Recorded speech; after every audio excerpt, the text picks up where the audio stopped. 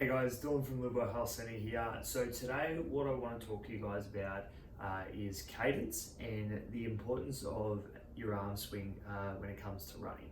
Alright, so cadence is a big topic obviously throughout the running community, and it's a question I get a lot from clients who come in, especially the ones that do a bit of running outside of here. And obviously most people have heard of the magic number being 180 steps a minute, that sort of thing, and people ask me, like, Dylan, like, how important is that? Like, I'm trying to hit that 180 steps a minute, and I think it's something that, to be blunt, can be quite overrated at times. And I think people can often get caught up in chasing that number, and when they're missing the bigger picture with regards to how their body moves and other influences that might actually be more beneficial for them.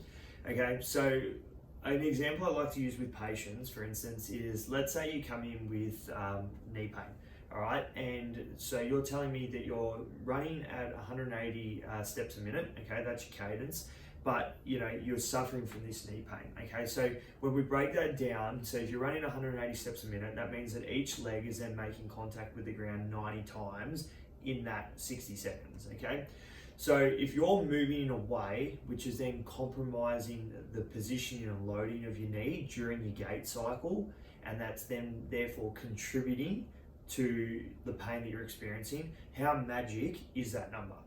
And it's something to think about, because again, I think people they hear that being the magic number, and for some people it might be that nice sweet spot, but it's not for everyone, and everyone is different. So I think it's really important to remember that and treat everyone as an individual. So I might be running 180 steps a minute, but then the next person might only run at 170, and that's fine for them. They move well and it's in their sweet spot. Okay, so what I want to then link that into is, as I was mentioned earlier, the importance of your arm swing.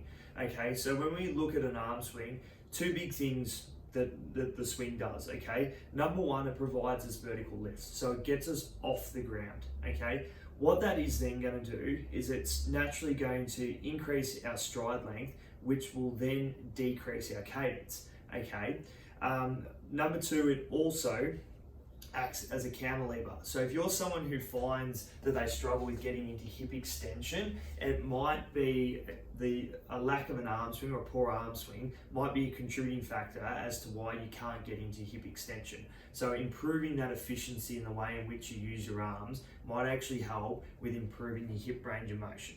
Okay, so now going back to the first point I made, how the arm swing actually provides vertical lift, gets us off the floor. Okay, as I said, that's going to increase our stride length, but going to reduce our cadence. So for instance, you might get someone who is running 180, but they've got poor arm swing. Okay, so then what we do is we improve that arm swing, so get that more efficient. Then what that'll do, increase their stride length, get them off the floor, but it's going to drop that cadence. That cadence might then drop down to, sort of 170 or high 160s, whatever it may be.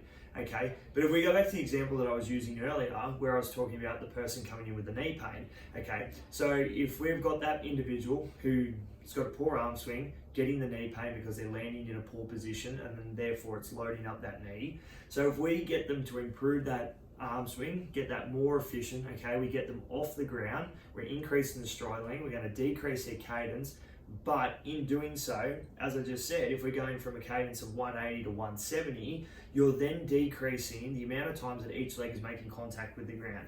Okay, so if then we can improve their movement and the position they put their limbs in, okay, well, their legs, so making sure that we're landing in a nicer position, okay, and we can also reduce the amount of times that leg is making contact with the ground. We're reducing overall load, and we're going to make that area or that affected region a lot happier.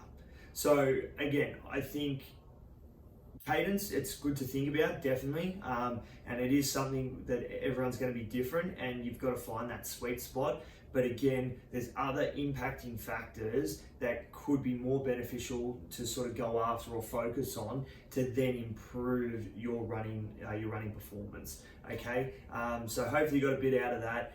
If you'd like to know any more, feel free to drop a comment below, or if you'd like to come in and check out our gait analysis and retraining sessions, feel free to contact the clinic on 9363 2961. Otherwise, you can jump online and book yourself an appointment. All right, cheers guys, thanks.